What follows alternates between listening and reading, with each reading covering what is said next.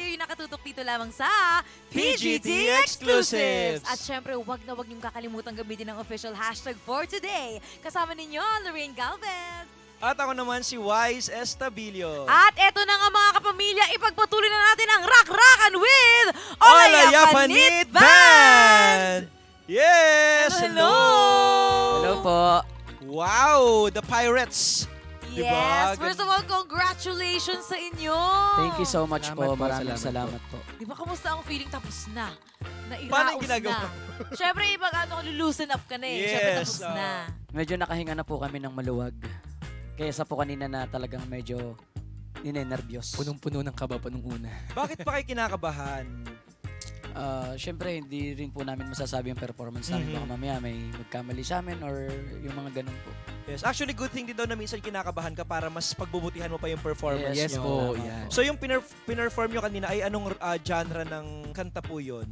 A reggae genre po. Reggae na genre. Pero paano nga ba po nabuo yung ano nyo, yung banda po ninyo? Dati po kasi, magkakalaban lang po kami sa Battle of the Band. Tapos nag-decide po ang bawat isa sa amin na tayo na lang Tayo na lang. yung magbuo, tayo na lang. Kasi iisa naman po yung genre namin. Oh, para kapag kumontes sila, sa kanila na lang din yung friend. Ayun. Wala na magkakalaban tayo na lahat to. Parang Totoo. gano'n. Oh. At syempre, nakakatuwa kasi after nyo mag-perform, kahit yung mga judges natin, more! Yes. Sabing ganun. Anong tumatok ko sa isipan ninyo kanina? Sobrang overwhelmed kami kasi nakita namin sila na masaya sila sa performance na ginawa namin. Yun. Oh, narinig yung reaction ng mga judges natin. Ano ba yung pinakatumatak naman sa inyo na possible itong advice nila ay dadalhin namin sa next na performance natin? Sinabi ni Kuya Donnie na parang gusto pa niya tayo makita sa next round, parang ganon. Yun parang, pagbubutihin pa natin. At hindi lang kayo gustong makita dahil nakasama nyo rin siya kanina sa stage, kumanta Yes, siya. oo. Kamusta yung Sobra. feeling nun? Sobrang napakasaya. Sobrang overwhelmed po talaga kasi actually birthday ko po ngayon. Yeah. Ayan. Kumbaga, isa sa mga big birthday gift sa akin, itong Pinoy Got Talent. Winish mo ba na ngayong birthday mo ay makakuha kayo ng 4 na yes mula sa ating mga judges? Yes po, winish ko po talaga yon na Yes. makompleto yung 4 na yes. Para ma-fulfill namin yung ginawa namin. Para hindi masayang yung effort namin. Ang sayang birthday gift nun, no? Yes po. Talaga nakapag-perform ka na sa Pilipinas Got Talent, nakasama nyo si Donnie Pangilinan, tapos nakapag-perform kayo. Diba? At na may 4 na yes. Congratulations! Salamat po. At dahil dyan, para kanino nyo naman dinededicate itong performance ninyo?